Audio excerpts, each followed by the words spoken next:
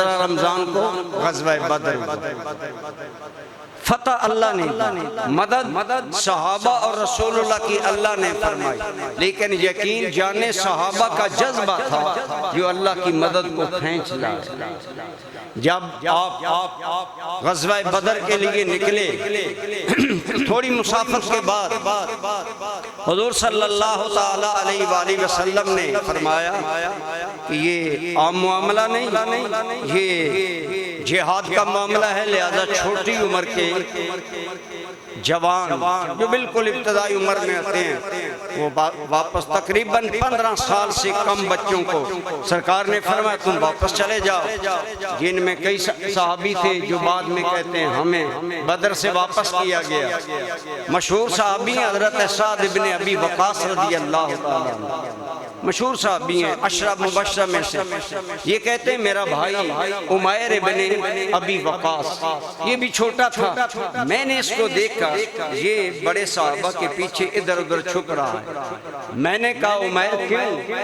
कहने लगा हुजूर छांटी कर रहे हैं और मुझे छोटा समझकर वापस न कर दें। मैं अज़म करके निकला हूं कि अल्लाह के लिए मैं अपनी जान कुर्बान करूंगा।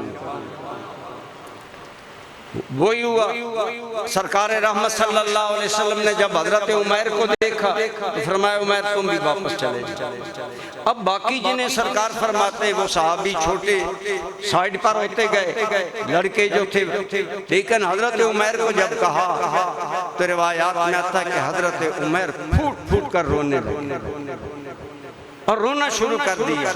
सरकार वैसे ही पैकर रहमत थे, आपने जब हजरत उमैर का रोना देखा ना तो आपने फरमाया अच्छा उमैर को इजाजत दे।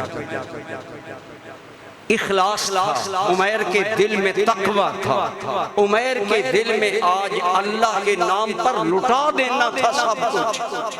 अल्लाह के रसूल ने भी कबूल किया, अल्लाह ने भी कबूल किया।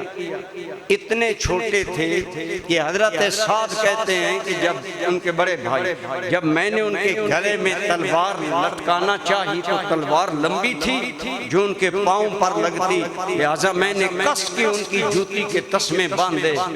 बताएं एक ऐसा मुजाहिद जिसका कद तलवार से भी छोटा है, आज किस जज्बा और इखलास और तकवा से अल्लाह रसूल के सामने खड़ा है कि मैं वापस नहीं जाऊंगा।